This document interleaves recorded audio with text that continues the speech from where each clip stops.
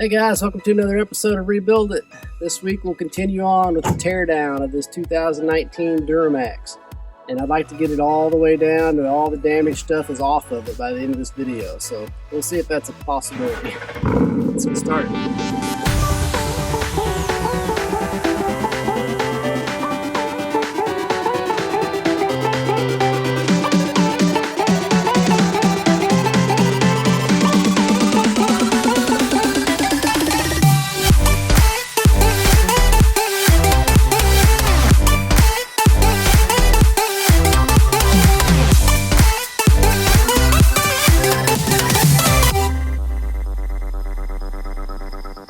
So next thing I think I'll do is go ahead and try to get all this air, at least part of this air stuff out, so I can kind of see what's down below there to see if there's more bolts I need to do to get this fender off.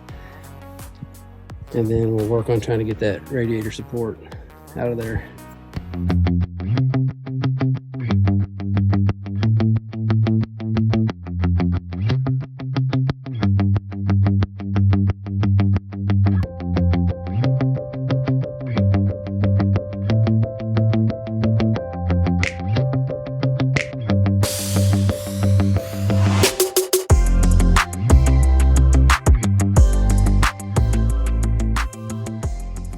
Finally got the fender off, and that is a beast. I mean, that thing is like a third of the truck. I mean, there's just a ton of hidden bolts and stuff that if you've never done it before, you got to find everything, and when it's smashed, it's hard to find it, but there it is.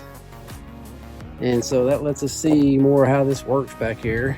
And I know it's one thing, our battery post is shot, so I've been charging that. It's been holding the charge, but it needs to be replaced.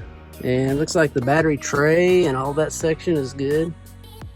And I guess you can buy this little piece from right there where it bolts onto the tray back this way, and that hooks to the radiator support. So I'll just buy this from here on. It's all bent up. The tray is probably the air box tray is probably a separate thing. But all that's bent, so it's really hard to get all that to line back up. You don't just buy another one. So that's not that bad on this side. So then on the other side, it's going to be harder because it's smashed more, and the door is crammed up more into the fender's crammed up more into the door. And if I try to open it, I'm going to tear up the door worse. So I don't know what I'm going to do. I'm going to try to, might be able to take the fender liner off and get in there with the saw and just cut off those little tabs that bolt behind the door, and then do everything else in here and see if I can get it to come loose. But there's a whole bunch of stuff we got to try to get out of there. All right, so I ran to the store and I got a new battery and a hose that I'm going to use to try to bypass this. I think it's the transmission cooler. It goes from here down to here. So I'll bypass that so we can start it. I think this one is the power steering cooler, maybe. Yeah, hoses go up to here, which is power steering fluid. So that's what that is. And then we're missing, I think, let's see, this one down here, this big cooler down here that wasn't hurt, I'm pretty sure is the oil cooler, but I'm not, you guys let me know if you know that. But anyway, I think I saw some red fluid coming out of the radiator where I pulled these out, so that's probably transmission fluid. So I'll connect that and get the battery put in. We got to get rid of this clutch for the fan, which sometimes can be hard to get off. So I'm gonna find a big wrench and try to get that to break loose. And I want to make sure these hoses are cleaned out, so nothing, see, they might have some nasty crud in there from when we were taking everything apart. I don't want that to get sucked up anywhere. And then we should be able to see if this thing cranks.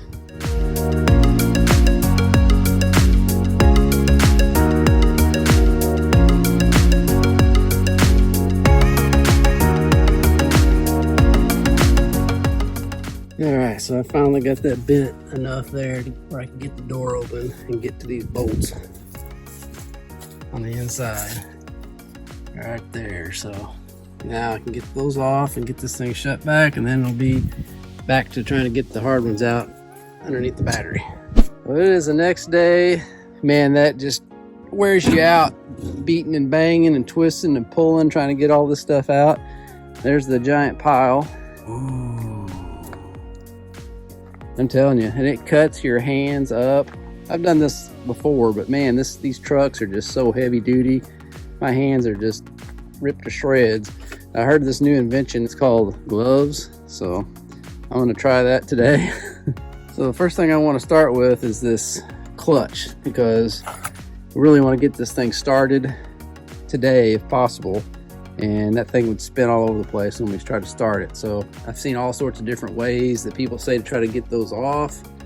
It's a gigantic nut back there that we have to try to spin off, and usually those things are like frozen on there, so there's not really a good way to do it. But I did go to my buddy Paul's, who has gigantic wrenches for some reason. I think he uses these to change his watch battery or something like that, but I think it's 1 7/8 inches. Let's see if that's what fits it. Yep, fits like a glove. Okay, so what I'm gonna do is I'm gonna try to get a bar and wedge in this pulley from here down to the frame some way so that I can twist that thing, and when that pulley tries to turn, it just wedges the bar in. But we'll see how good that works, but really need to get that off.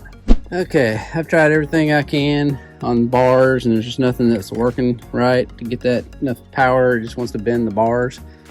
The only other thing I've heard that you can do is use an air chisel, and you hit right on the edge of one of these things and it'll jar it loose a lot of times, but I can't. I'm too far away from a compressor up here.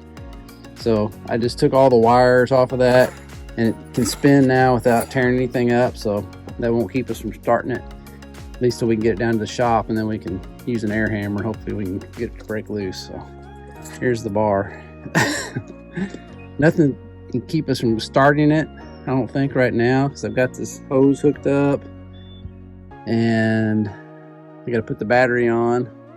I also probably better hook up the mass airflow sensor I had to unplug from the smashed box, because sometimes they won't even run at all without that. So I'll take that out of the old box and hook that up. At least it'll fool it a little bit. I'll probably go ahead and try to dig in here a little bit and see make sure that this stuff right in here is not totally smashed, or if we start it, it's not going to tear something else up. So we'll do that first.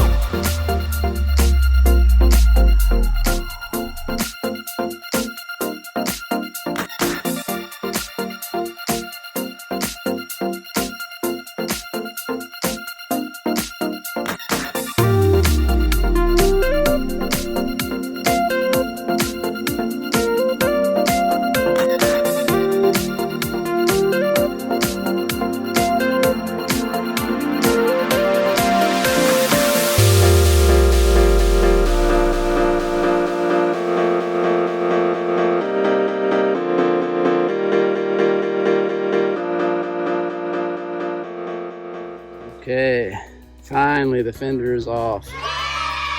So here's what damage we've got on this door. Very minimum right here. Just a little bit of paint scrapage on the edge, so Mike will have no problem with that. I'll try to talk to Mike and see if he can, I'll go ahead and order the fenders and the hood, get them to him, and see if he can get those painted. Then I can put them back on. And then when I'm done with this front, get the whole truck to him, let him work on the door. He'll just have to fix that little spot there and then do a blend on the door, which is not, I mean, there's almost no damage. And then I don't think the other side we even have to do anything. Just a little bit of paint rubbing on the edge. Right here. He might want to do that since he's working on it. And then let him do that bed back there too at the same time. So now we've got all this accessible.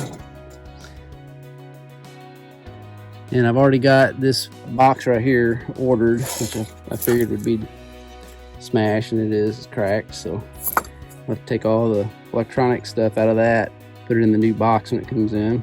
But this should give us enough access to get all the bolts, everything off that we need to be off to get this radiator support off. And I might as well go ahead and take this hood off. It's just going to end up falling down and knocking me in the head. So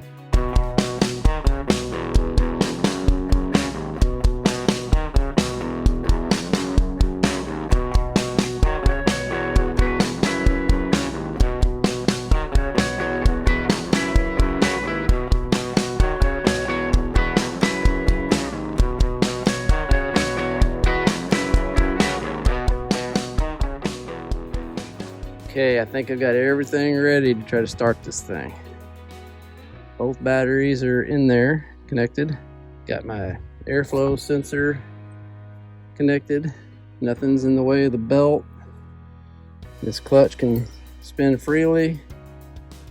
Got my transmission line bypassed. Don't see anything in the way of any belts. Flux capacitor fluxing. Don't see anything else, so I think it's ready to try to start. Fingers crossed, here we go.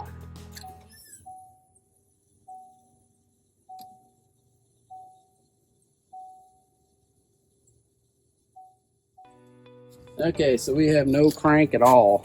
All right, so I went through all the fuse box and checked all the fuses and everything's good. I cannot find any broken wires in all this mess. It's just like the little caps got knocked off in the crash, but I don't see any wires that are hurt at all. Everything's connected. I found the starter. It's way buried back up in there, and there's no way that, like, if there's a wire cut or something going to it, it would have to be up here somewhere. I guess there could be some wires going under here, but probably that's just lights and stuff, I would say. So my next course of action is, I'm not 1000% sure that this, and also check this mega fuse right here, and it's good. I'm not 100% sure that this battery has got a good enough charge. Maybe it's just not reading enough amps to start it. So I'm gonna hook my jump box to this, try it one more time, and if it still doesn't crank, then I'm gonna hook my scanner tool to it and see what codes it's reading.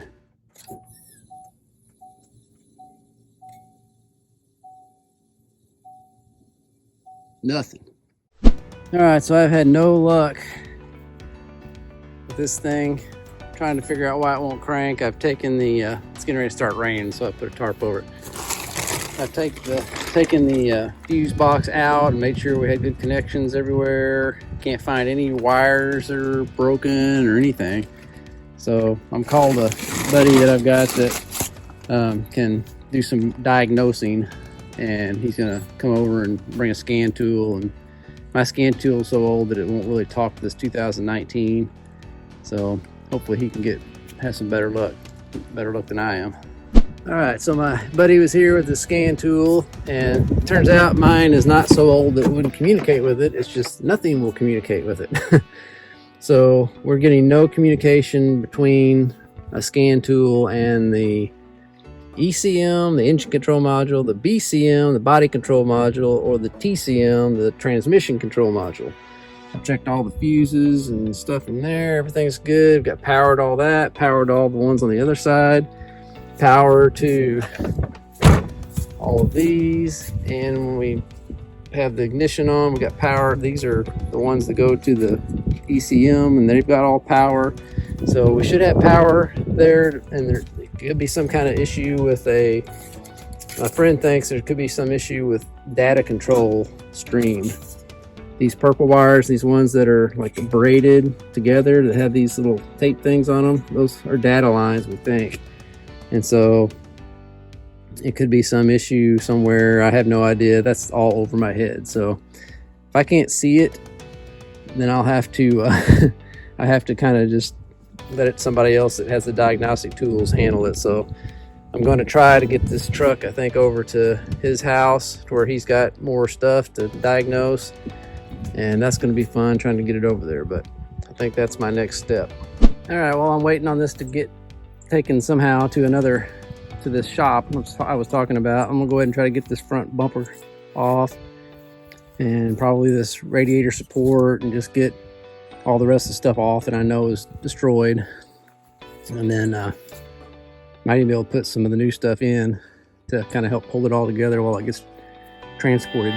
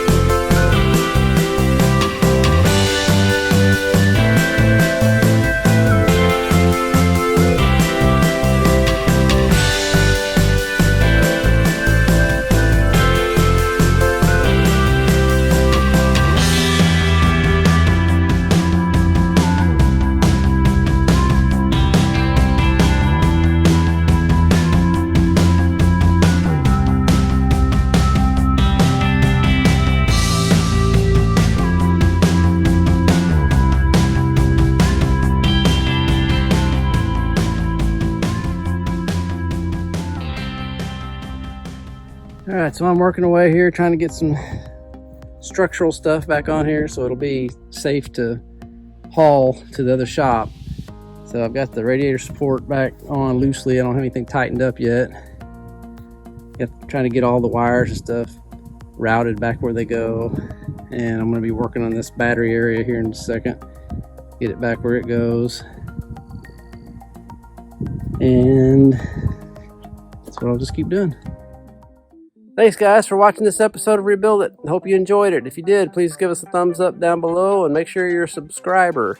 Hopefully next week we'll get to hear the engine running on the Chevy if my friend can work his magic on it.